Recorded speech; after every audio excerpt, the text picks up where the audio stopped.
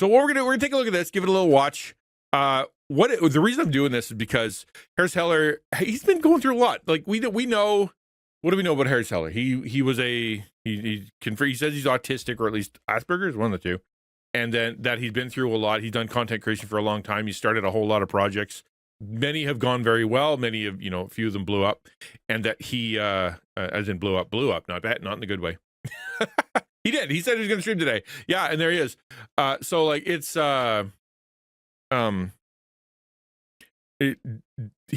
a very creative guy. He's got a team. He got to the, I don't know, million or however long setup, whatever he did, and then he kind of hit the wall. The way it seems over the last 6 months here, he's basically like, I'm tired. Things aren't going the way I want them to go. I have burnt myself out completely. I need to make some changes. And he does what everybody else in the entire world wants to do when they make changes: tell the world about it before actually doing it. But he's doing a bit smarter, and he's kind of going, he's not telling everybody everything all the time. He's just kind of releasing as he's planning, which is what you do as a content creator. So no shade there. I think he's doing as best you can as a content creator. Normally, if you're doing counseling, you tell the person, listen, don't go tell everybody all these plans you're going to have. Go tell a couple people that to hold you accountable, and then once you've done it for a month, then go tell people that you did this, because otherwise you're going to feel like a failure, and you're going to embarrass yourself if you have to adjust, or you got it wrong, or you need to change or something, or it doesn't work out, and then you're going to feel worse. But if after a month you can kind of go, hey, you know what, I was gonna XYZ for a month. I made a plan about a month ago, and I did it. I did it like 4 or 5 times. I planned on 10, but I did 4, which is pretty good for me, actually. And then you can feel like a winner. But anyway, so he's going to talk about his new content plan. I think it fits really well with us. So we a couple weeks ago, forever ago, we talked about goal setting and calendar setting, and the importance of being able to sit down and kind of go, this is how much time I have, this is my energy, and this is what I do, and these are my goals for the year, and how scary it is to make goals, and how scary it is to make a calendar, and why we're afraid of calendars, and how goals work, and how they stress us out. And I went through all the fears that I have, just a litany of fears that come when I start writing this stuff down. And I think the next logical thing, I always feel like, I know Zach does, I know you do, man. That's why your room is just mirrors, just so you can look at yourself and go, yeah, look at me, look who I am. Like if you don't know that, but behind all of his desk, it's just pictures of him and mirrors, so he can see how awesome he is at all times. And so he's going to break down this new thing that he's doing as far as content creation goes. And so I thought it'd be interesting because it fits really well with the theme we're doing. It is a butt. The blonde is gone. For now. It might be back. Nobody can say, but we're making some changes. And that's really what this video is about anyway. 2025 is the year. The year for streams. All the comments are about his hair. I feel it. Do you feel it? I think the land is primed for some breakout streamers this year. The landscape has changed, but we're all doing the same thing. The ones who changed with the landscape, we're gonna have to see where they go. By the way, so what he just said there, if you didn't quite catch it, is the landscape is changing, as in like the things are happening on Twitch, right? Because of the new leadership, because of the new approach, because of the new people that are popping off, because of new advertising approaches and whatnot. YouTube is changing, but back in the day, and he'll explain this in a minute, but like back in the day when everything was up in the air, like we should go to Kick, we should go to YouTube, we should go to everywhere. People were chasing that. And he's like, so everything different now, or it's back to the same way it was before. And people who went chasing that stuff, are they, they're confused. Anybody who kind of stuck through, which again, it was like, man, you never know when Twitch is going to go belly up, but the idea of YouTube being the place, or Kick being the place, or Twitter for that matter being the place, or X being the place, it's like, okay, his contention will be things have settled somewhat. People, they figured themselves out. Wait, welcome back, everybody. It's good to see you. I've noticed some things lately about the way we stream, and I'm wondering if you've noticed it too. The platforms we stream on, just all the platforms we make content on, they've evolved. They've hit their final form. A real Frieza situation we got going on here. Dragon Ball Z. So let me pause there and just ask if you agree with that. As a content creator, someone who is kind of going through this stuff. And I know G is here, Zach's here, right? Wifey's here, a bunch of content creators are here. But like, well, I guess actually even like Shenanigans or other people who don't necessarily make a ton of content, you know. Hello, darkness, my old friend. Hello. So do you agree with that? Do you believe? Well, that's the thing, right? Have they hit their final form? I don't know if they hit their final form, and I think his point, you know, he's being facetious, or he not facetious. What's exaggerating for effect? What's that called? There's a word for that. You know what I mean? Hyperbolic. That's the word. I know words. I think he's being hyperbolic, and the idea is things have settled somewhat, right? You never know. I mean, it's the internet, right? Things are always going to change. But from his perspective, and I think I kind of agree, is that there's a lull, right? Yeah, settled. I think that's right. He feels settled. Maybe not final form, because again, you never know. Like all of a sudden next week, Twitter's gone. Next week, YouTube launches. You know, TikTok get deleted from the internet. Like it happens. It's just like crazy, man. So, but you know, things have started to all this crazy battle stuff that was kind of happening over the last 2-3 years here. Where Twitch is trying to be TikTok and YouTube's trying to be TikTok and TikTok's trying to be Twitch and YouTube's trying to be Twitch and X is trying to be, I don't know, everything and nothing at the same time, right? No, it's fine. It's totally fine. I just thought, because you're not like actively creating content right now, but like it matters to you too, where you go get your content and how things are going as an audience member. It does matter, right? He says I'm gonna think streaming with virtualization like hologram style.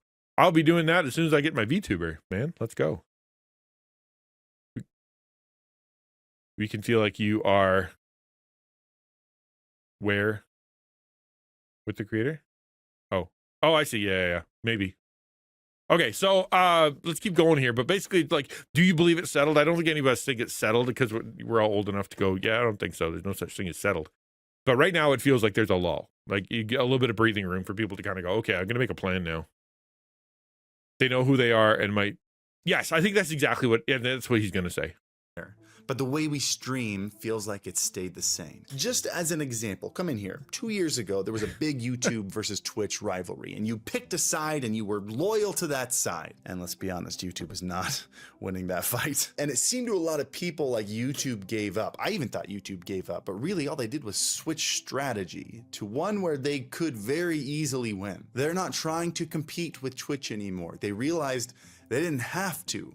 They can win their own battle. If they can just get streamers to multi-stream, to host their stream in both places, then YouTube can use their superior monetization tools to make both the streamer and YouTube a lot of money. This is why they've made such an effort over the last 2 years to separate VOD content from live streaming content, whether it be the way you see it on the homepage or on a channel, or the way the algorithm sees it, where they don't affect each other as much anymore. And maturing changes like these are happening across all platforms, especially TikTok, who died and resurrected. That's a wild change. Zombie level changes now. Phoenix? Is it a zombie or a phoenix? Nobody knows. So I've spent the last few months brainstorming with Nick, coming up with a brand new content strategy. So just pausing there, the idea of brainstorming, right? So based on what I've seen, I watch Harris Heller a bunch, and this sentence, TikTok Jesus. I mean, I don't know if it resurrected. Like, did it really die? It more like had one of those things where it went into a coma for a minute and then woke up just fine. But he does this all the time. You know, like because he is a content creator, and therefore you have to say things with more extremity. You're like, I think things are changing now. You should watch this video. I think it's going to be different from here on. You should watch this video. He does that a lot, which is fine. That's part of the game. But I think if you are a small creator, or if you're someone who is trying to get off the ground, or you are, you know, maybe you're kind of growing some, but then at the same time you're like, how do I get better? If you are always on the what's happening next and what do I need to catch next and what's going to happen next and I need a new plan, you're going to make yourself crazy. Because, you know, back in the day it was, you know, you have to have shorts and you have to put together edited videos on YouTube, and you have to put in, if you're going to have a live stream, it should be secondary to all your other content, because being a full-time live streamer isn't great. Just do that for a hobby. Then all of a sudden it was, you know, like you can do streaming full time, but you need to go everywhere. You need to stream everywhere. And then it was, you know, you shouldn't stream everywhere. That dilutes your stuff, and people aren't the technology's not there, then it's all over the place. And so if you're like me, you like novelty, you like changing, you like doing stuff, it's really hard not to just kind of go, oh, now I have an excuse to go screw with my overlays and screw with my system and download new software and try a new thing and get set up a new website somewhere and reorient my entire YouTube channel and do all sorts of different stuff. Like, it's just it's hectic, and it can be more hectic the more you hear the words, things are changing and I think things are, and then you need to make a change, because I think you're gonna live always panicking. Whereas if you look at the guys he just suggested, pick a side, right? When you said pick a side, you got was it Moist Critical, and you had whatever I can't remember the name of that dude with all the hair. The guys who were like, we are YouTube, we are Twitch, we are, this is the way it is, and they stayed.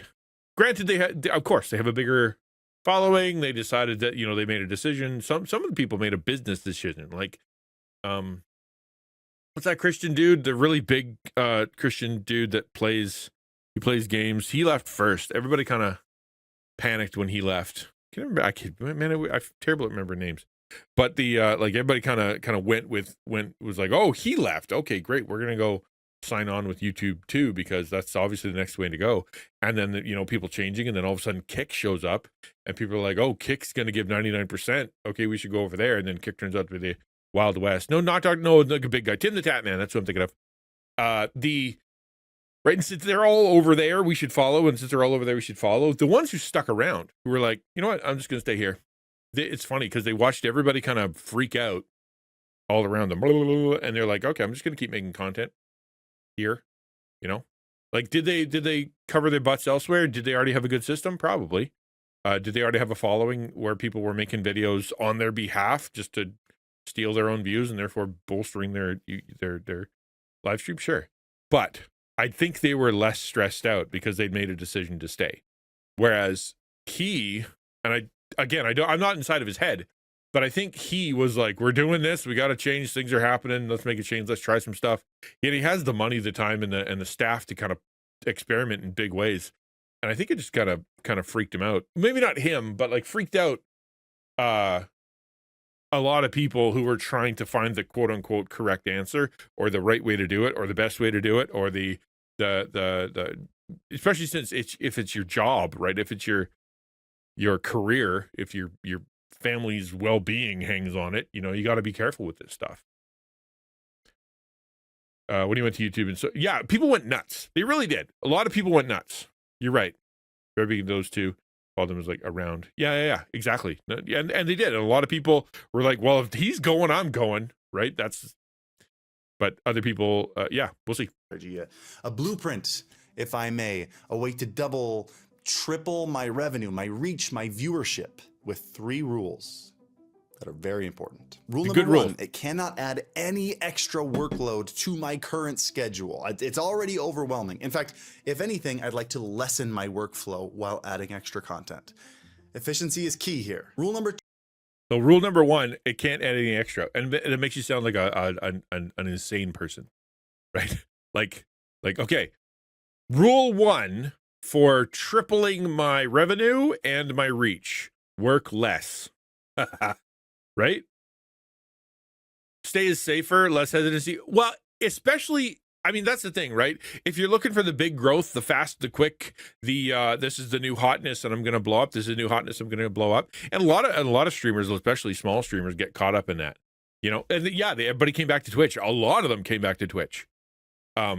They're like, we like it better over there. The culture is better, the chatting is better, the interaction is better, because on YouTube people just sit and watch, which is, yeah, that's what YouTube is. You sit and watch, right? But the on Twitch it's more interactive, which is what they were used to, and that's what they liked. But they went for the money. But is it possible to work less and get more? I think it is. I really do. See, look, Zach, exactly, another big creator, massive creator coming back to Twitch. Can you work less and make more? And the answer is yes. It's called efficiency, right? It's called not cutting corners, but reducing waste of time, waste of effort, whatever. What is 1%? Twitch is good. So if for what it's good for, right? Like nobody like we have VODs. We have on YouTube or on Twitch, we have the ability to edit our own VODs, make highlights of exactly and edit them like really, really actually well, including making shorts that look like TikTok and whatnot. But nobody, even though we have all that functionality, nobody uses it. Right? If I send out a link that says twitch.tv/ a bunch of numbers, but it's to a highlight, like an edited highlight that I'd put together, or for that matter, you can upload directly to YouTube or directly to Twitch. Nobody goes there to watch it like a YouTube video. It just doesn't work. If they want a VOD, or if they want a video, or if they want to watch a live stream, they come to Twitch. They expect it to look live. They expect it to be, kind of long form and meandering. That's the idea. Whereas if you go to YouTube, the expectation is it is tight, it is punchy, or it is focused, right? Maybe it's broad, maybe it's kind of like a day in the life of kind of thing that takes 9 hours, but it's focused. It's focused content. People don't expect that on Twitch so much because it can go anywhere. Kept some brushes on a program I use. Oh, that's fire, man. That's cool. Thank you for rating in. Appreciate you bringing your community. It means a lot because it means you trust me enough to that you're willing to experiment to see if I'm any good. So I really like it. Thank you for doing that. So we're gonna jump back in.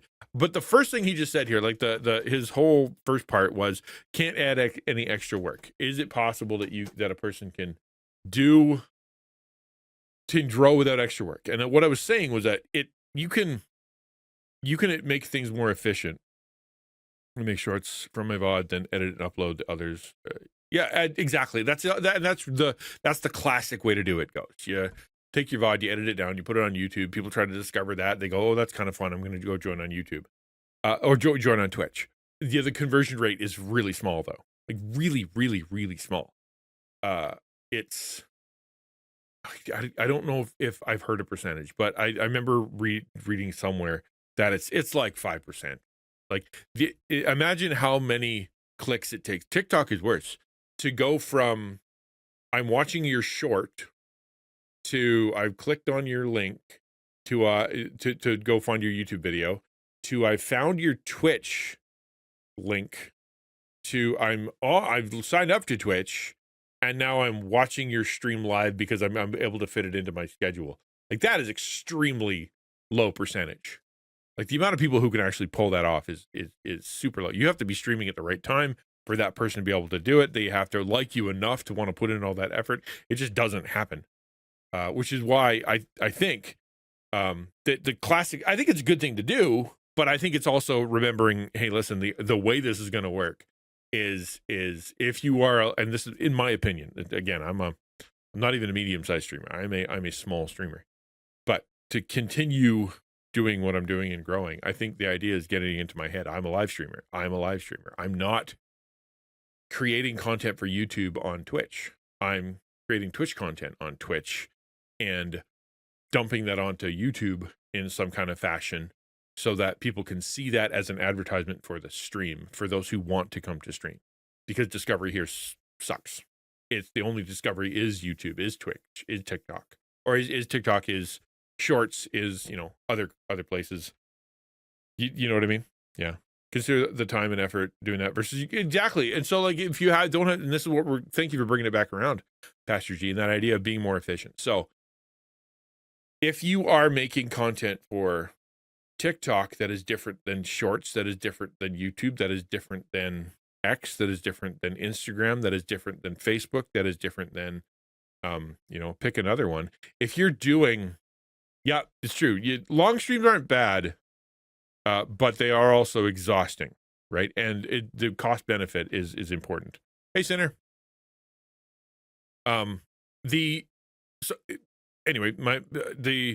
If you're doing all those things, you have to ask the question, what are the metrics? How is it working?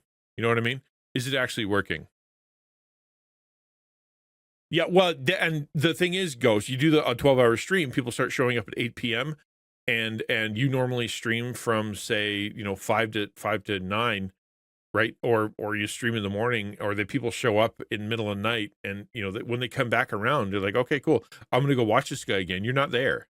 because that was an aberration in your schedule. They want to watch you again, but they can't because you don't usually stream then. So you're catching a bunch of viewers from a time where they're not viewing, right? You have to do it again if you want those viewers at the exact same time because that's when they're available. That's just, yeah. Well, it is true, right? So for me, like when I'm trying to, I only have so much time, only so much energy, only so much capacity when it comes to mental health stuff and life stuff and energy and everything. So I got to be more efficient with it. So it has to be which one's working. And I've been doing this for 4 years now. And I can tell you that shorts is a crapshoot. I'll show you. So if I go through this, right? Shorts to me is a crapshoot. My days off, it's only days I stream because that, yeah. Yep. Well, that's the thing though. You can build though, Ghost, on the place that you stream. Just own it. It's like, this is when I stream and I'm going to maximize for people who are at this. So like if it's the middle of the night or if it's on Tuesday at 5 p.m. or whatever, those are the people you're going to get. Like I know that a lot of the people who watch me are lurkers and keep me on a second monitor because they're at work, they're having lunch, they're hanging out and whatever. It is a rarer person, probably only maybe 25% of the people that will actually lean over and comment because they are, they're doing stuff. They're in a meeting, like they're doing things, and that's okay.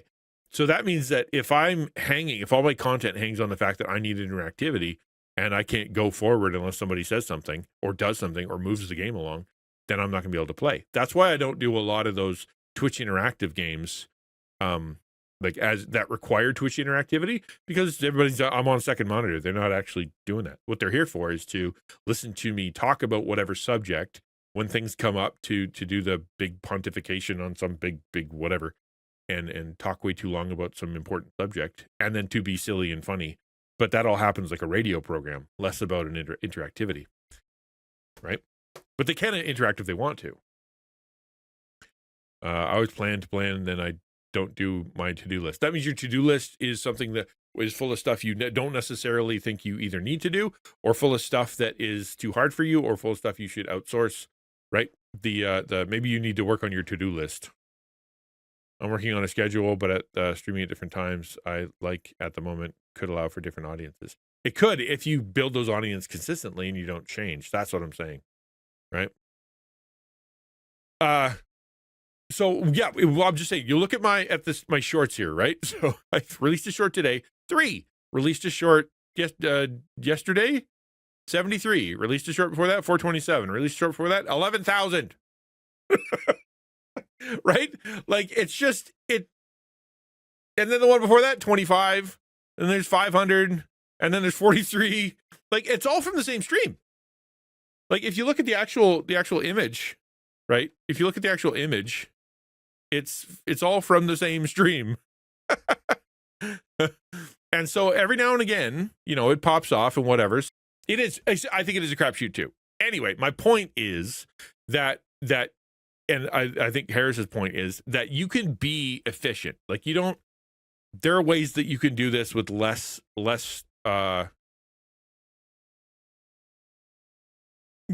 by putting too much effort in for not enough feedback. Like, for example, I could be editing these things by hand, but instead I use Opus Pro. Opus Pro is great, costs $200 a year, and I'm able to basically put out as much, shorts as I want. I copy paste directly from the shorts feed, and it just creates its own, and it works fine. Could I go bigger on shorts and I could, but I just don't think it would pay off enough. So can you grow and not have to put in a ton of effort? I think some of it has to do with where you are, what you're doing, and how efficient you're intending to be. Like, do you have the ability to say, no, this is not a good idea. I'm not going to be doing this. Or is it, or do you feel like every one little view that you get everywhere super matters? I've had shorts pop off with nothing more than just the date and the title. Yeah, I know. It doesn't make sense. I don't really get it either. 2, it can't add mental stress to my workload. I'm already maxed out with my mental stress. I can't be writing 3 times as many scripts. I have to make it easier. And rule number 3. Okay, so mental stress. I think this is an important factor. especially for people who are like us, and raise your hand if you got mental health issues, stress issues, anxiety issues, that one of the reasons that you're on content is because you're using it as a coping mechanism, and for whatever's going on in your heart, and a place that you can make friends, and et cetera, et cetera. Like there's a very relational mental health aspect to all this stuff. And I think that a lot of people stress themselves out, right? And I know I do. I'm one of them.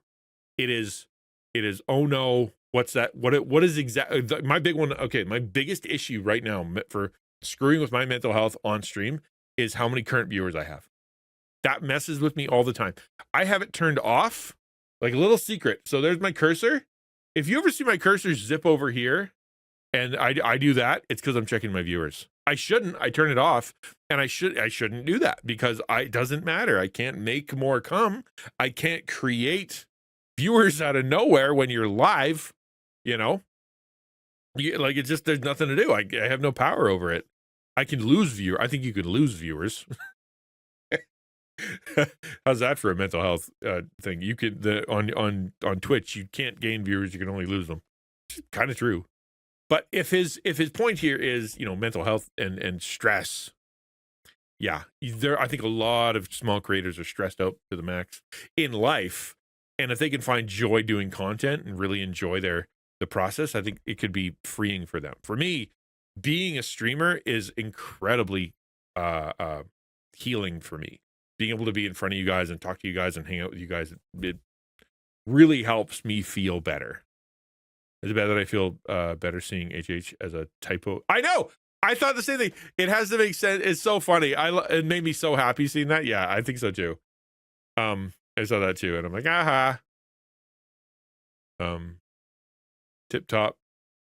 Top tip to turn off, but yes, exactly. And really, it doesn't matter. Your moment to moment, day to day section, like literally minute to minute, does not matter on Twitch. You need to figure out what you're doing 30 days at a time. What's your arc look like? What does your consistently look like, and whatnot? It doesn't, like, you can't do anything moment to moment. There's no, it just doesn't work that way. So you're only stressing yourself out. Same thing with shorts. Like, if shorts are a crapshoot, he will say this later, but basically it's like pulling a slot machine, and it kind of is, because you never know what the algorithm is going to do. All that's about being consistent. So what's the easiest way you can be consistent, and just, so that you're like, it's not about me. I don't suck. I'm trying to improve. I'm trying to get better. I'm trying to do, trying to experiment and whatever, all the things. But you're doing it for fun, and recognizing that your self-esteem, your self-worth, your hope for the future and whatnot is not based on how many numbers you get. We've all heard that a million times. I think for a Christian content creator, the love that God has for you and the mission that he has for your life and all the rest of that stuff can't be contingent upon the numbers. You can't go like, well, if God gives me numbers, then I know that he likes me. And if God doesn't give me numbers, it means that I'm a bad person, or that God doesn't like me anymore. Like, it's just, you can't hang yourself on that. You'll go nuts. So as he's talking about the content strategy, right, the next thing he says is, like, here, it's, I don't want to work a bunch extra, and you don't have to, because you can be more efficient. I don't want to stress myself out to the max, because why would you want to do that? That's no fun. Do you have to be stressed out in order to be a content creator? I think you need to have a little bit of urgency, a little bit of, hey, I better get that done, a little bit of, hey, you know what, I gotta I should have a calendar and I should follow it, kind of thing. But I also think that most people are doing this part-time. Most people are doing this for fun. Most people are doing this to build community, because they want to show love to people. And none of that can happen effectively. You're not going to enjoy it, and you're not going to build a good community if you are stressed to the max, freaking out all the time, always worried about your next number.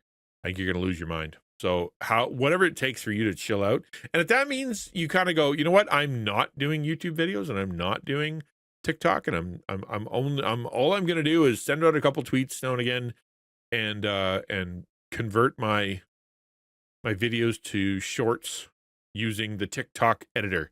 Like, you really can. I don't know. I'm sure you guys know this, but like the actual editor of like your clips is really slick.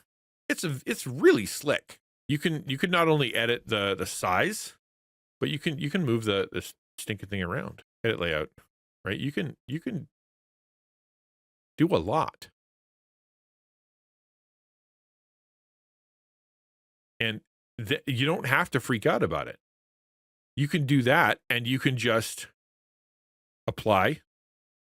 It saves it. And then when you share it, it can go to YouTube, TikTok, and Instagram all by itself. It only works for clips. If you don't have clips and do highlights, yeah. Well, no, that's not true. You can go through, and you can go to your own videos, right? And as you're going through the video, you can create a clip. You go back through and you create your own clip. I don't think that's great. Also, there's a system. This is why I use Opus Pro.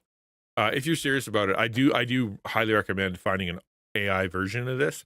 There are some that you can punch in your gaming. It does do, like with gaming, you can put that into I can't remember what the system's called, but it's an AI gaming thing. It goes through your whole stream, either live or afterwards, and spits out a bunch of shorts. And it does that. My Opus Pro, I'll show you. It's slick. It's slicker than snot, man. It's great. Opus and Riverside. Yes, they're great. Eclipse, is that the one? Is that the one that does the gaming? Right. So I took this one, and this is the one I just did. I took the basically the whole talking section at the beginning, and I said make clips, and it went blah, blah, blah, make clips, and it did. Right. It rates them out of 100, the percent chance it'll actually go. Right. So like this is the most chance for good. And then this is the next. Actually, it's funny because the ones where parenting teenage burnout was 93%, whereas confronting pastor turns out on Sunday morning, birds out on Sunday morning, it thought that was going to be, and it never did. Right. Anyway, my point being, you don't have to stress out so much about it. If you find yourself freaking out, come talk to me. Come talk to the Discord. Come talk to anybody who's in the content creator Discord on Taco. And say, I am doing this. It's so much work. What tools are there to make my life easier? Right? Like, for example, if you're using Adobe Premiere and you're like, it takes me a zillion hours in order to do a video, I would make the argument that if you go and use Clipchamp, right? I don't know if you ever use Clipchamp. It's free. Comes with Windows.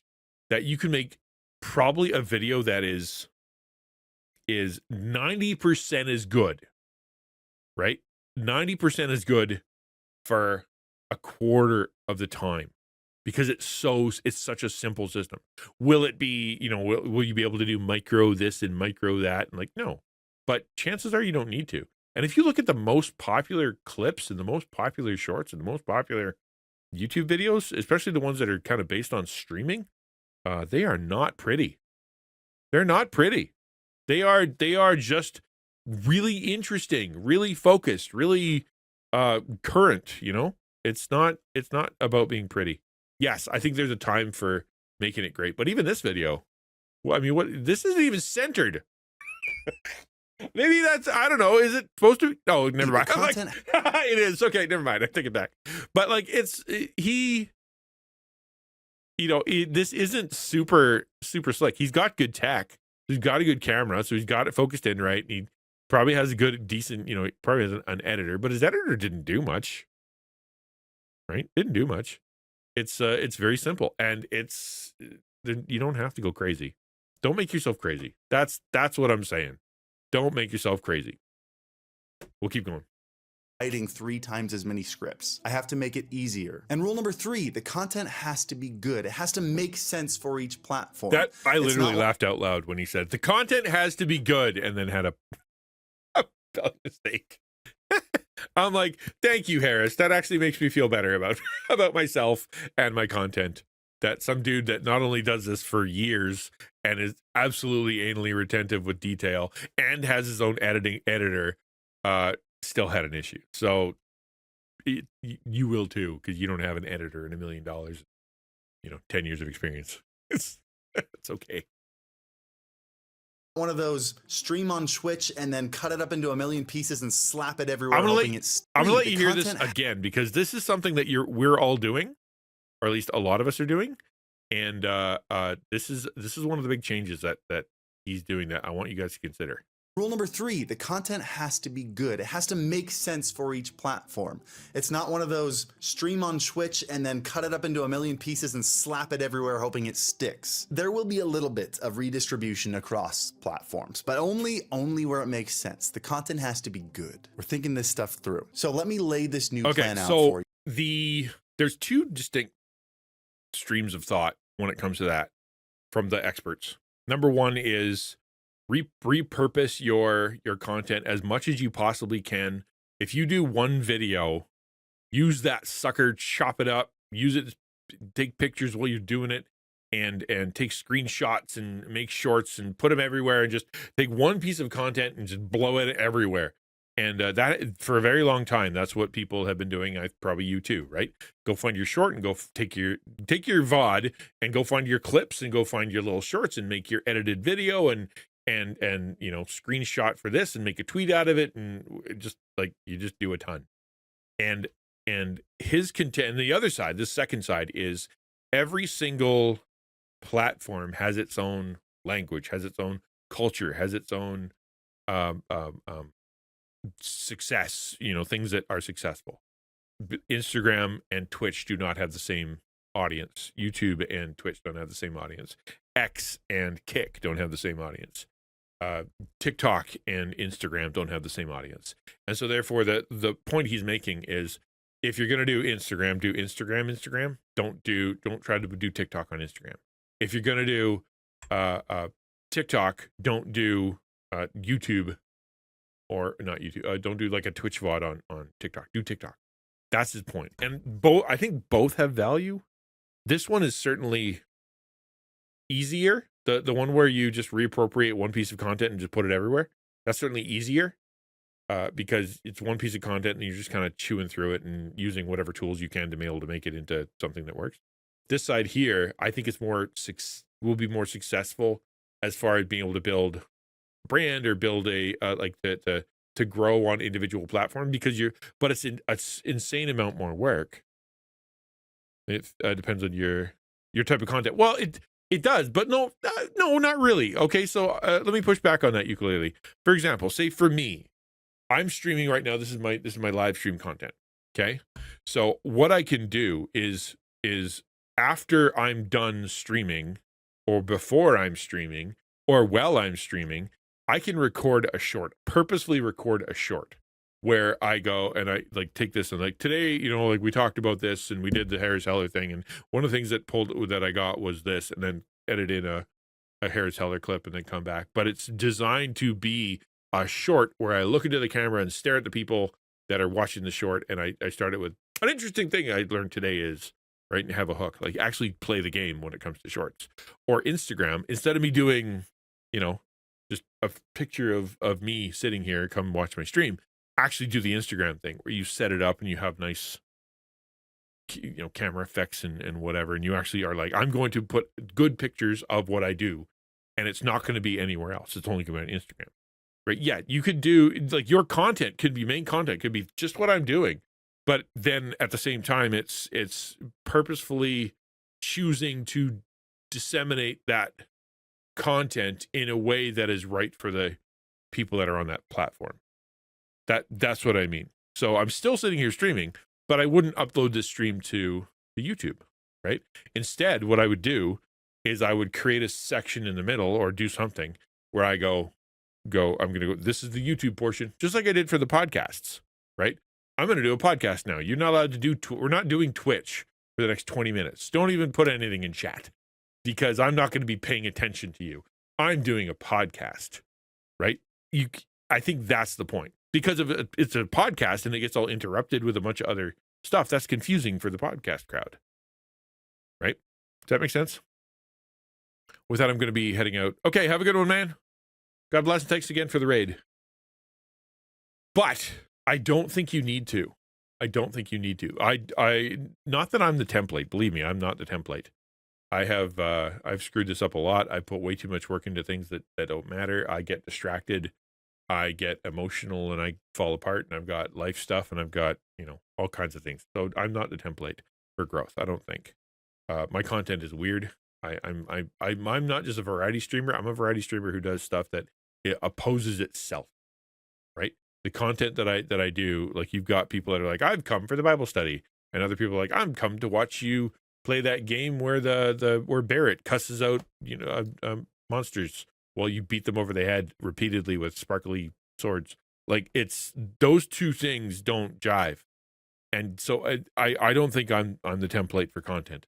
But I will say that I've had to do things like, I'm not going to be on Instagram. I can't do Instagram. It's not going to work. Unless it's going to auto post. That's it. Unless I auto post from somewhere else. And in the same way that when it comes to shorts, I'm not going to be able to create shorts. I don't have it in me. And I tried. I've set up a short studio right there in the corner twice. Fully put it together, had the whole thing, had a light and had the camera holder in the background and the whole 9 yards. I just couldn't bring myself to actually get in there and do it. And it made me, every time I looked at it, I felt bad because I'm like, I'm supposed to be doing shorts right now and I'm not doing that. And why not? And then you go and you watch Pastor Dustin, right? He's doing one in the car. Oh, I don't know how he does it, holding his phone like this and talking to his phone while driving. Like, I'm like, there you go. He can do that. But again, that's very specific content for a specific crowd done in a certain way. But I've just decided not to do some of them. And then when it comes to multi-streaming, I went and I downloaded the new beta, and it's breaking some things. All in all, it's not super terrible. It's because the beta allows me to multi-stream everywhere. And so I just am. Is that multi-stream actually helping? I don't think so. I get like 2 viewers, I don't know, 3 viewers on YouTube at the most. I get like 24 views, which obviously they're not watching the whole thing, but I get, and then I get on the live stream on TikTok. Nobody ever looks at that. It's just like, is there a point in me doing all that extra work for such a low amount of return? Not really. I had the same experience trying to make a YouTube version of the devotional. Just can't, right? That's the thing. You just can't. And I think that me being a good streamer, doing my best job at streaming, and streaming as hard as I can with as much as I can to create a really good streaming experience is me going, I'm a streamer. And that's okay. I'm a streamer and that's okay. I don't have to be all things to all people. And from a Christian perspective, and I'll say, you guys know my journey over the last little while when it comes to the lazy river and all the rest of that. If you don't know what I mean, ask. But you guys know that I'm trying to take it easier, and God has been very clear with me that it's not about how hard I push, it's about how much he blesses. And so therefore, as growth, he's been very clear to me. He says, listen, be faithful, I'll bring the growth. Be faithful, I'll bring the increase. Just be faithful, and I'll take care of the rest. And so what that meant to me is I needed to back off and stop pressuring myself, that wondering why I'm not growing. And in the last 3-4 months here, I guess 3 months, give or take, since I've been trying to lazy river it, pulling back, maybe giving myself more permission to feel crappy, be okay with not being everywhere all the time, really only concentrating on doing decent streams, letting the shorts go because I just couldn't get around to it, and going, you know what, I can't do any more than that. I've actually grown on Twitch. My metrics, my numbers, my analytics are up. Right? Does that mean God is blessing because I'm so wonderful? No, I don't know. Maybe yes, I hope so. But I know that it means it's not in my hands. There's no mathematical formula that all of a sudden magically creates content, creates viewership, creates audiences. Yes, there is a fake one where you go chase views and you chase algorithms and you chase trends and whatever the hot topic is. Yeah, kind of. But for people who are trying to do what we're doing, which is kind of long-term community building and supporting people in a meaningful way through live streaming, I don't think there's a magic formula for that. If you're trying to find it, you're just going to freak yourself out. For you, and then let me be your guinea pig starting tomorrow. This plan starts tomorrow. Feel free to join. I'll be live. Ask questions. If you like the plan, if you like what I'm doing, if it works, try it yourself. Links down below. Ironically, that's what I'm saying. I thought it was funny because I'm kind of doing what he said. I am trying it. Pastor G says, I almost considered not streaming last night and instead tried to try and record my devotional parts of my stream and record them only. I didn't. I chose to stream because I am there and I met and chat with others as well as teach, share encouragement with biblical discussion. I was also afraid it wouldn't flow into those parts as I naturally do. It is different to record than it is to do it live. Absolutely. I did the same thing. So like when I was preaching and then COVID hit and I was doing like preaching to a camera and there was nobody there, I was just pre-recording on camera. I found that very different, right? Even though not like people are hopping up and commenting and things like that, but it was just very different. Yeah. And I guess it comes down to your motivation, right, Pastor G? Like, why did you want to change? Did you feel like you wanted to get a different crowd? Is it because you were trying to, you wanted to do less work? Is it because you weren't feeling like being on camera that day? Like, what was your reason for changing? And then you go, yeah, Donnie D. Yeah, okay, there you go. Let's lay this strategy out. But first, this video is sponsored by Best Buy, and they sent me something that I'm gonna let this ad run because I think some of you actually might like it. Because you wanted YouTube growth, right? So, and that's the thing, right? So, are you a YouTuber? Do you want to be a YouTuber, or do you want to be a streamer? And usually, like your motivation matters, right? And so, therefore, and if you do that, and this is the thing, Pastor G, if you do that, say you did, and you recorded it, and you sent it out, and it was great, you didn't stream, and those popped off. Are you being like, I'm gonna go not do live stream anymore, or I'm gonna completely change my content format? Or you can be like, oh, that was fun and I'm never going to do it again. Like those experiments are fun, but you got to remember that why are you doing it? What's the motivation behind it and what you intend to do with that information later? That matters too. Plan, Nick and I put together 4 major changes. Let's lay down each one. First one, we're going to be streaming on this YouTube channel, multi-streaming on Twitch and YouTube at the same time. There was a wild video reveal recently where Moist Critical broke down his revenue between Twitch and YouTube while he was multi-streaming to both of them. Did anybody watch that? Does anybody know where he's about to go with this? Because I watched that video and it was really interesting. It makes total sense once you hear it. And I'll let it play, so I'm not going to like repeat it twice, but it makes total sense once you hear it and why what I'm doing right now, which is, mainly streaming to Twitch, but then having it on YouTube as sort of a backup makes sense. Not that it makes sense for me. I'm not Moist Critical. I'll never be that big, I don't think. But but for him, it absolutely makes sense. Let me show you why. I'll summarize it for you. Essentially, while he was live, Twitch made 3 to 4 times the amount of revenue because people are much more willing to subscribe on Twitch. Nobody really cares that much about memberships on YouTube, which is weird. It's like the same thing. It's just different platform cultures. But he took his largest stream as an example. And while he was live, he made $11,000, $12,000 on Twitch, $3,000 to $4,000 on YouTube. My numbers might be slightly off. It's been a while since I've seen it. But then over the course of the next year or two, the YouTube VOD continued to get views and continued to be monetized and ended up racking up over $80,000 in ad revenue. Now, I know those numbers are astronomical, but it's not about to the point of like for him that matters, like for Harris Heller that matters, Moist Critical that matters, any of the big creators that matters. But I'll say this: why it matters to you and why I think it matters to me is because when I do a YouTube a Twitch stream here. Hi, I'm Twitch streaming. Yay, we're having an experience together. As soon as I hit done, nobody comes and watches the VOD, or very few people do. Like it doesn't get views here. And because of the way that Twitch is set up, after I think it's 90 days, 60 days, I don't know, I'm a Prime member, so I get a bit more. It deletes itself. It's gone forever, never. Whereas if you multi-stream to YouTube and your YouTube video is sitting over there, it's sitting in an algorithm. It's sitting in there. Anybody can watch it anytime. You could always go back to it and grab more clips and whatnot. People can go looking for it. Say you played a game that suddenly becomes popular, you could just refer back. Hey, I played that game a while back. Here you go, and you put it up there, right?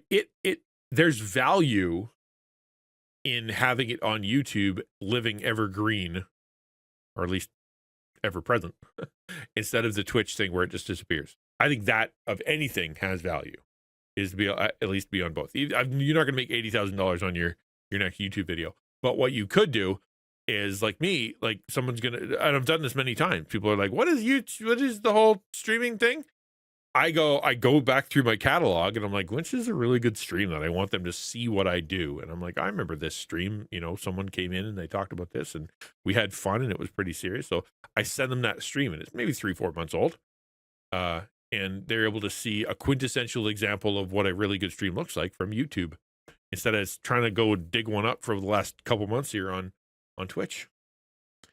My issue with that is that I'm not actually watching something where someone is rambling and random for hours on YouTube. Well, that's my point though, is that it's not, that's what I'm saying. I don't think it's for us because it's a YouTube video.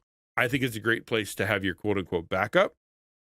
No, they're not at all. I agree with you completely. But for us as streamers, it's good backup material so that we don't have to, it's always there. 2, people can come across it and discover it. And the more you have, the more streams you get.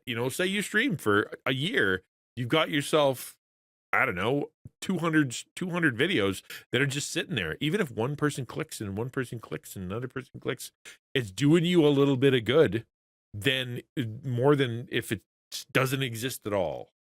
You know what I mean? Like, for example, my short there, it went off and it did its own thing all by itself. And it'll sit there for a while. And there are some shorts, and maybe you've experienced this, but they'll pop off weeks after they were loaded. It's, I don't know, something happens, and all of a sudden it just, there it is. For some reason, it's going, and you get more views on it. So having it on there, I think, is valuable, not for financial reasons. I think it's for the because it sits there. Does that screw up your algorithm if you have those videos that your subs don't watch? No, your shorts and your live don't affect your other videos. From what I remember, and from what I've learned, they've set aside your shorts and they've set aside your live, which is why it does that in your studio. Yeah. Whoop. In your studio, when you go to your analytics, it's got content, and in your content, you've got all videos, shorts, live, posts. These are separated. I actually got podcasts too. I haven't really used it. But like they're set aside. So your shorts, for example, if I go to monetization, where the heck is it? Earn. My eligibility is a certain amount of subscribers, but I need to have more watch hours. The watch hours do count for people who are watching live, and they do count for people that are watching the videos, but the shorts don't. They count that separately. These you have to get revenue from YouTube. No, yeah, I know. That's why I'm not talking about money. I'm talking purely about discovery. The way that the videos work, they all work on a one video basis. So your one video does not affect the recommendation of other videos.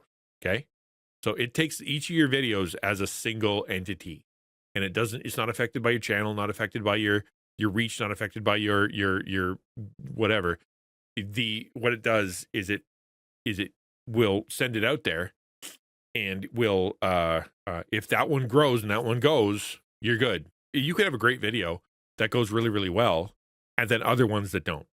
Right. Yeah. And your one video that goes good will let your other videos get recommended, because you have at the end of your videos, you have like, you'll find this other video. But if that video is no good, it's not going to grow, because it wasn't a great video. However, if you do one banger video, it has just as much chance to grow as anybody else's.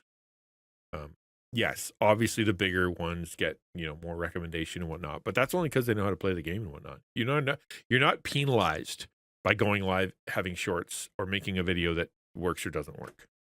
That's I've done a bunch of learning about it, and call me out if I'm wrong, but that's what I know, and that's what I've learned. This thing is the trends thing is kind of interesting, eh? Wild. It just lets you come up with, just tells you what to do next. I never use that. I will someday, maybe. I need an idea.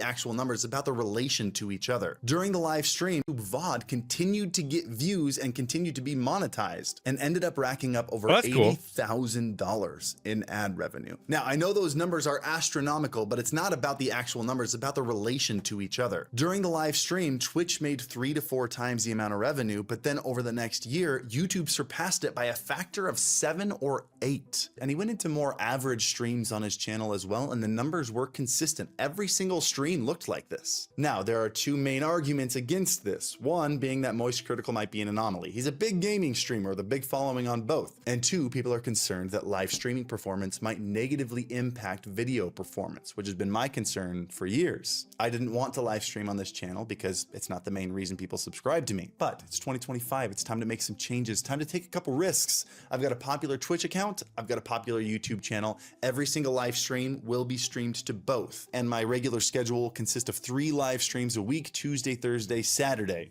Unless something changes, it might happen. I'll be switching my live streaming content away from mostly just chatting, and I'll be doing some single player games where I can still interact with chats, but I feel like the titles and the content keep the game a little bit more relevant long term than which is really only fun to watch live. I'm going to say that again.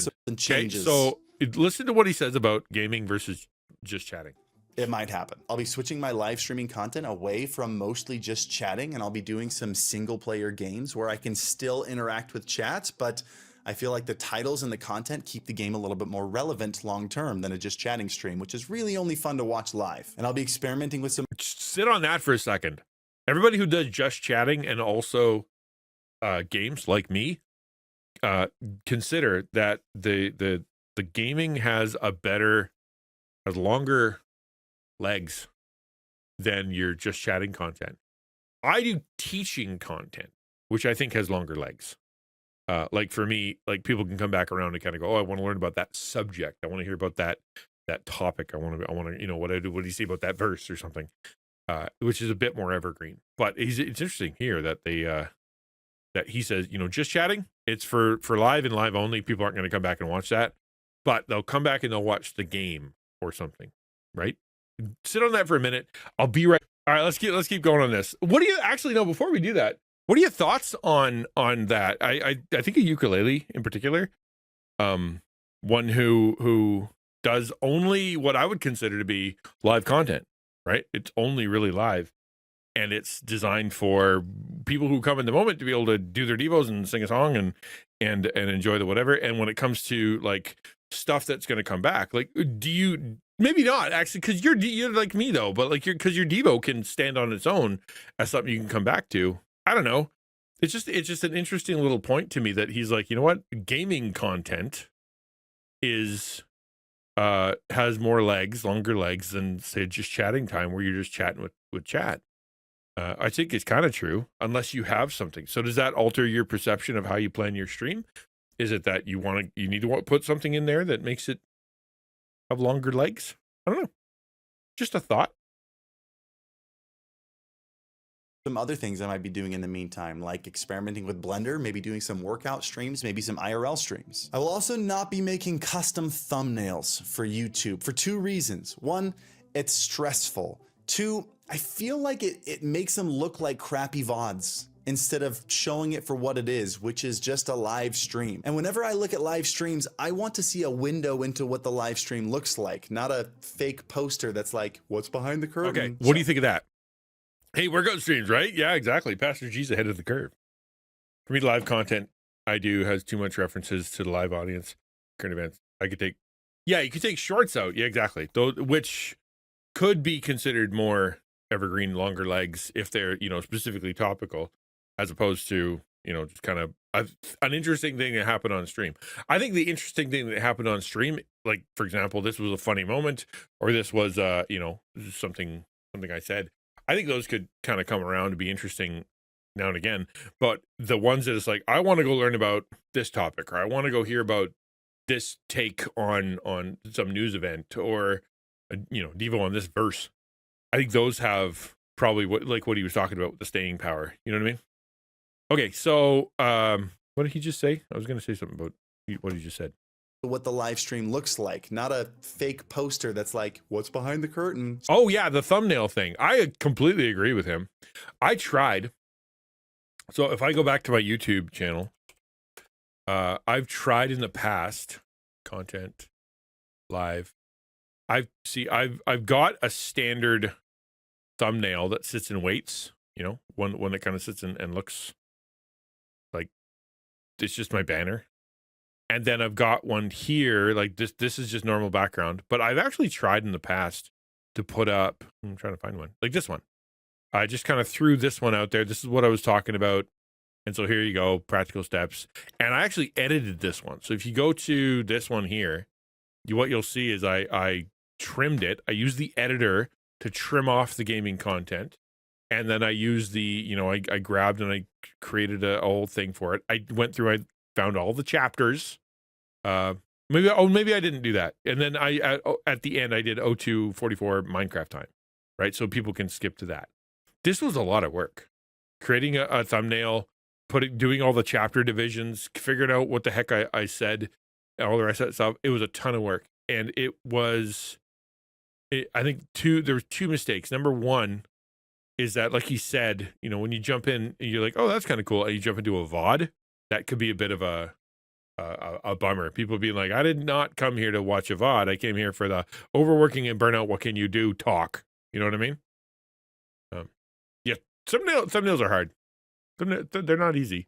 And the second thing, I think it's because it's hidden. Like if I go to incognito and I go to my channel, and I go to videos, right? It only shows videos. It doesn't show my you have to click the live button before you can see anything.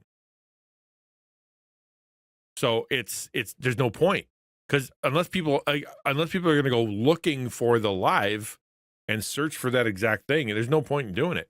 So I think he makes a very good point that having it be just a looking thumbnail, like this is a VOD. Look, it's a VOD.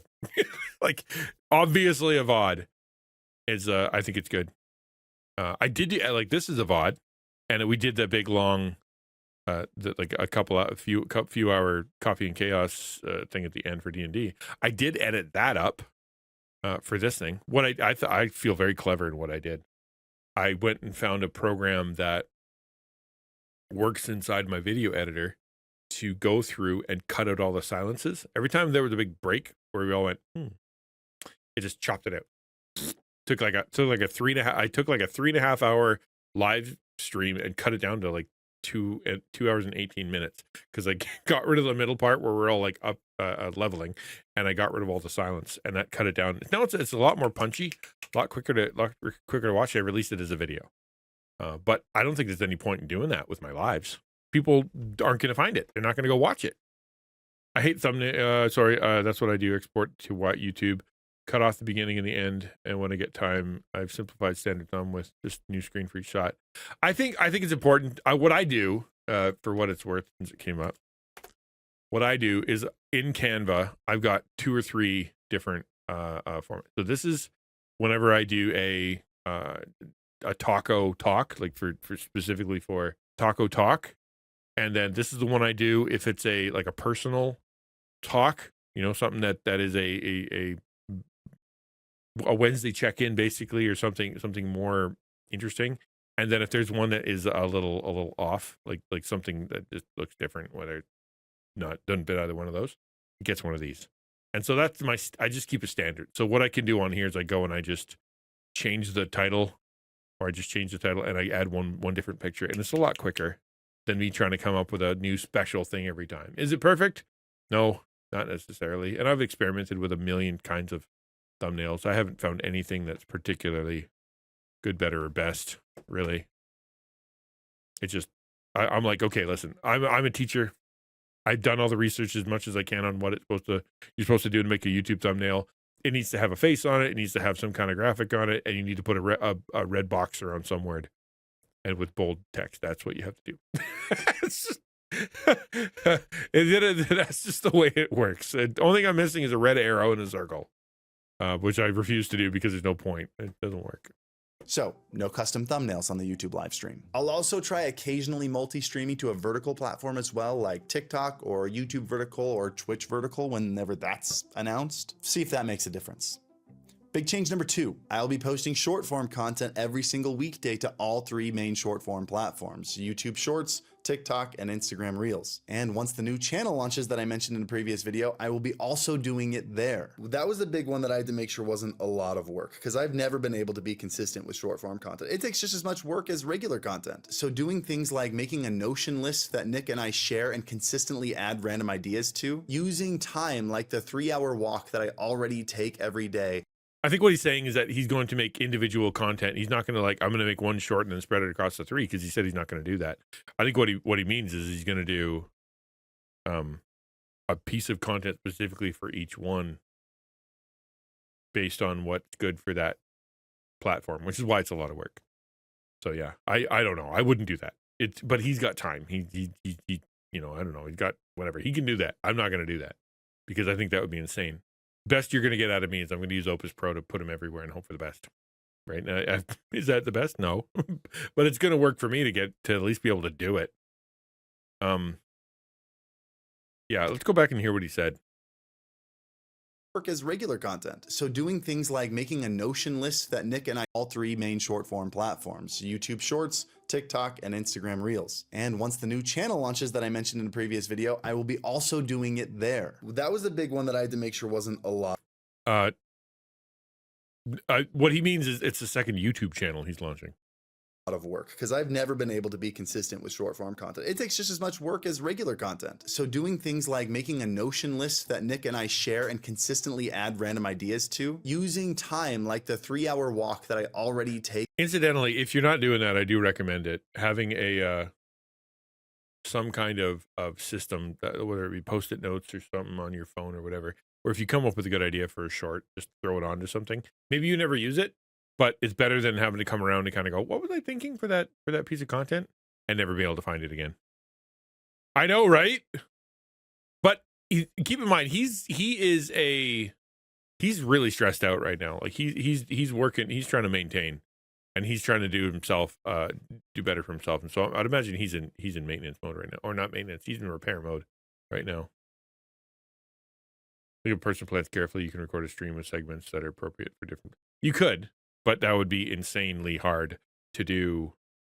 So, because imagine it, right? So before stream, you're planning 3 different ways to either say the same thing, or you're planning 3 different things to say, plus your VOD. You have to have a setup, pre-existing setup of a short, format, like a vertical format built in, so you don't have to go edit that. And then when you do that, you have to go find those times. Well, if you mark them. If you mark them, then sure, but you still got to go grab them and you got to cut them out and you got to edit them. You got to put them into each of the individual ones instead of uploading. It's going to be a lot of work. That's why for me, and yeah, you're right, you could, and it's definitely possible. But for me, that's why I'm using Opus Pro, because there's no way I could do it. Hello, Hannah. Every day and banging them out during then. I'm going to call it walk talk. But I heard another creator explain why his main focus is short form instead of long form. And what he said was he can post every day to all 3 platforms. And when he does that, every single post is like pulling the lever of a slot machine. 3 more chances every day to have one go viral and put his face in front of millions of people. I mean, even the tiny amount of short form content we've posted, we've had a number of them get hundreds. Isn't that interesting? So this is him. Okay. This is Harris. You're like, oh, Harris is great. 880K, 1,879, 2,721, 331,000, 2.8 million. It's all over the map. So it really is, and he's not wrong. And we said that before. It really is a crapshoot for what you're actually gonna get. Right? He presumably tries really hard in each of his content, and he's good stuff. He knows what he's doing. But he wouldn't put it out if he thought this is going to get 1,000 views, and there's no point. Why would he do that? He's going to make it so that it at least gets more. But sometimes you can't. You just don't have it. I don't know. It's just, so don't beat yourself up if your shorts or your aren't working. It really can be really, really difficult. I would say do your best and then and then pull the slot machine. hundreds of thousands of views. So while it's not one of those throw everything at the wall and see what sticks, as long as the quality is above a certain level, as long as it's watchable, quantity is kind of the game there. Change number 3, rethinking the way the community. Quantity is kind of the game there, right? Quantity is kind of the game there, is what he said.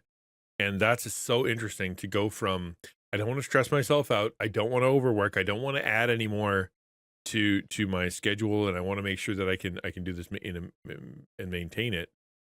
But quantity matters. He specifically with shorts is what he means. Quantity matters with shorts. Above a certain level, as long as it's watchable, quantity is kind of the game there. Change number 3, rethinking the way the community interacts with each other and with me. We all have our favorite different places that we like to do the same thing. Some people like Instagram Reels, some people like YouTube Shorts, some people like TikTok. The goal isn't to try to convince someone to come to the platform you're on. The goal is to be everywhere, so the viewer can engage the way they want. When it comes to a community, I don't know how he can say that while saying the first thing.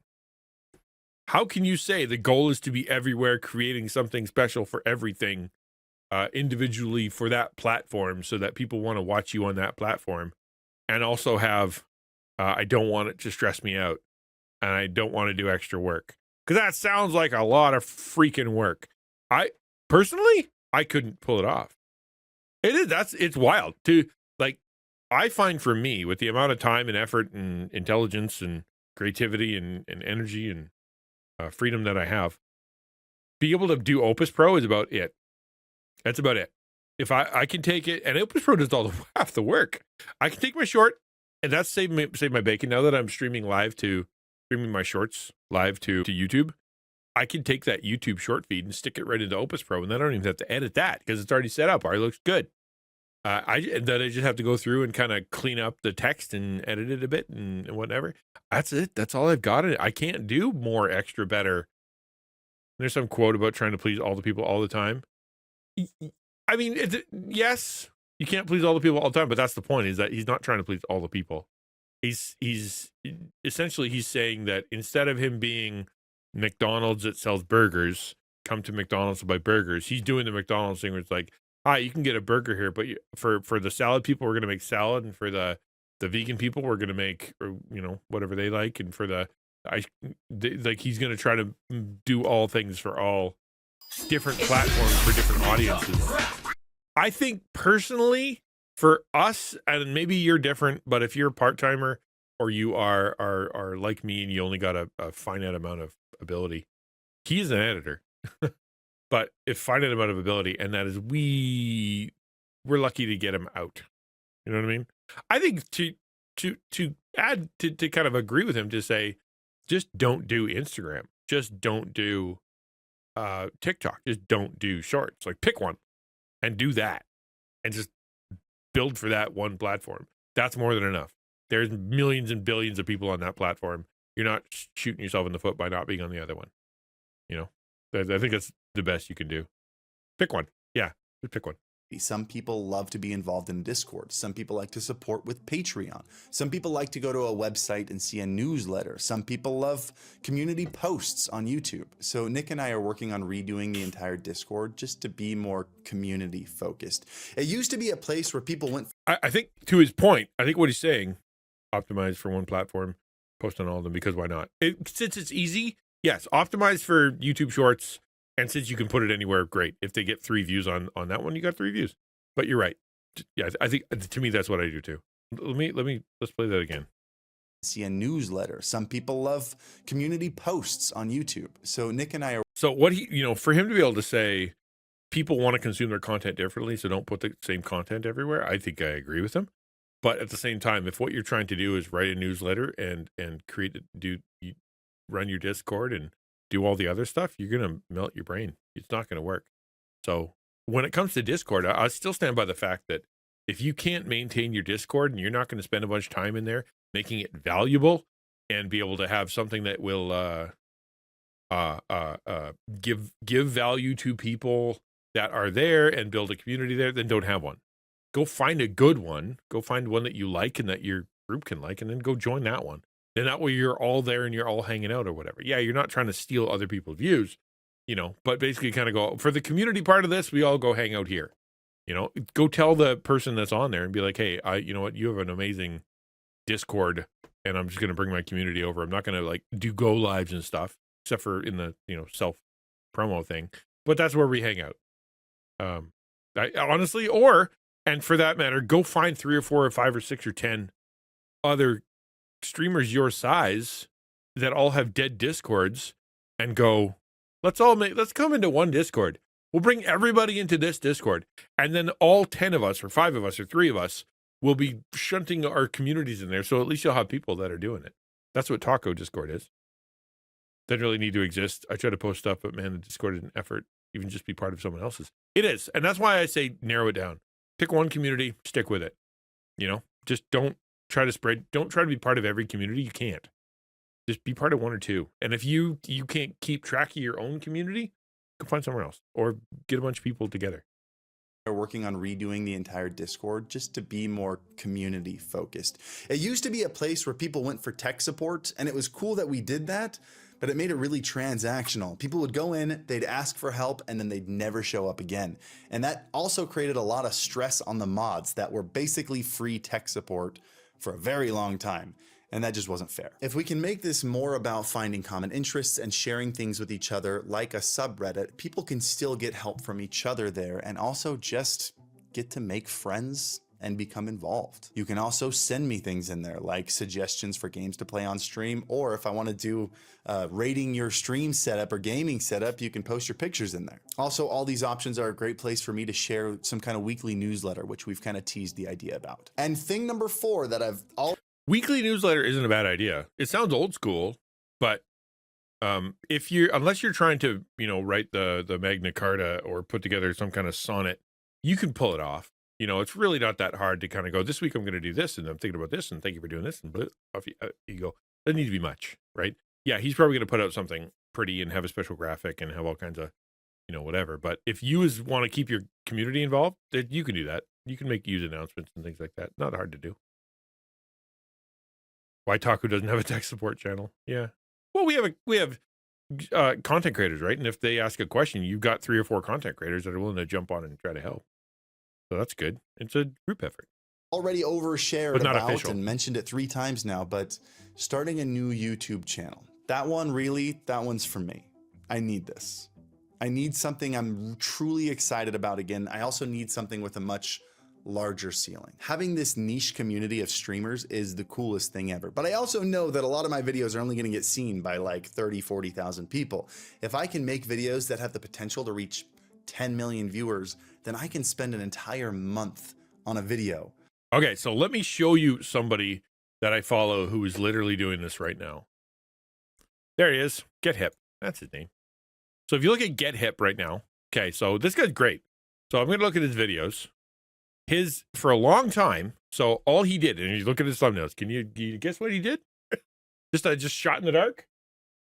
He is a VR guy. That's what he did. All he did was review VR. That's literally his whole entire content. And he's great. He's good. He's a great editor, great writer, very funny, knows what he's doing. Good content creator. Very good content creator. But around about here, he started losing his mind. He just because Meta changed how their priorities on VR, because the VR community was going weird, because everything was expensive, because the Apple, you know, thing came out, and he's just like, man, VR is horrible, and they're breaking everything, and Meta sucks, and why is Facebook doing that? He's just like, everything got more and more negative all the way. He's like, I don't like this. This is dumb. I don't know why they break it. I don't like it. And then eventually he got to VR's Cooked. Is it that one? I can't remember which one it is, but he basically, one of these two, he just stopped. He's just like, you know what? I'm not doing that anymore. I might do it a little bit because I need to pay, you know, this is my job now. I need to pay some bills. And it probably freaked him out that he's like, when he started doing different things, like he getting a little bit less views, maybe like this one here, the internet is dead. He's got 28,000. This was a completely different. I like this video, but it was not VR related. This one here, not VR related. Where was the one that like here? he's in the forest talking about this one. Like, it's crazy stuff. And he's just like, I don't want to do VR stuff anymore. And he's trying to pivot. And so his well, there's the one in the forest. Yeah. He's trying to pivot. And it's really hard to do, but he's doing his best to try to make long form videos that are or totally different kinds of videos. Hard to do, man. Hard to pivot, especially considering his entire brand is built on this, and what he really wants to do is really fancy videos. Good for him, but hokey dinah. What a thing to do. A lot of work, right? So he's putting things out all the time, and all of a sudden now he's doing less. It's got to be scary. I can put my heart and soul into that thing. I can enjoy the process again. And I'm very excited for that change up. These videos might be garbage. I'm gonna be honest with you. I don't think they will be. It doesn't matter. I just want to do something different that I'm passionate about again. In a nutshell, that's it. Do you have I appreciate this because it's the reason that I did my little thing on my pause screen. Yesterday when I was having not a great day and I don't know what to do with myself, I wanted to feel like I was being creative and I wanted to feel like I was doing my job, but I didn't, for whatever reason, I was just hitting a mental block to be able to actually do the job. And so I sat down and I did that Twitch Interactive program. I want to play with AI. I want to do some stuff. I want to be able to sit here and feel like I'm producing something that nobody else has done before because I want to, and I don't know if anybody's ever done that before. I don't think there's anybody on YouTube that's doing it. Or on Twitch rather, that's doing it. So I feel special, and it worked. And I feel it really put a little pep in my step to be able to go, you know what? I feel better. I went out last night and I'm like, I made a thing and I feel cool. And that's what it was. So I totally get that feeling.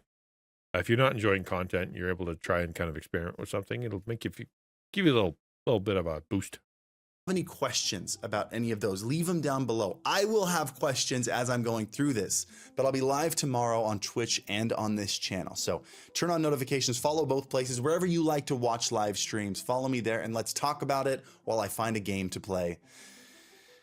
Let's turn over a new leaf. I wonder if he's doing Balatro. If I was him, I'd do Balatro. So that I wanted to go through that together to kind of talk about content creator stuff. I think it's important for us to have a little talk about these kind of things every now and again when it comes to creator strategy. I think changing, I said at the beginning, changing all the time, like panicking about where you're supposed to be and what you're supposed to be doing and altering your content and running around chasing your tail, trying to figure out the perfect system, it's just going to make you crazy. And there's no such thing. There'll be people who put out something really weird and it pops off. Like I think of that one guy, what's his name, Timbe or something? You know the dude, he's a black dude. And he like kind of recreates other people's shorts, but how stupid they are. Like they do something in the microwave and it's like do something really complicated and crazy and stupid. And then he'll be like, make it really simple. Like nobody thought that was going to, like you would never have thought that was going to explode and be like one of the biggest content creators on the planet. But it did. So like there's no rhyme or reason, right? No rhyme or reason for what's going to go. So just do what you love, do it passionately, enjoy it. But I think the whole mission here is don't panic so much about making it perfect or doing it right or being exactly correct. Like just do it in such a way that it's maintainable, that it's joyful, Hello there. enjoyable,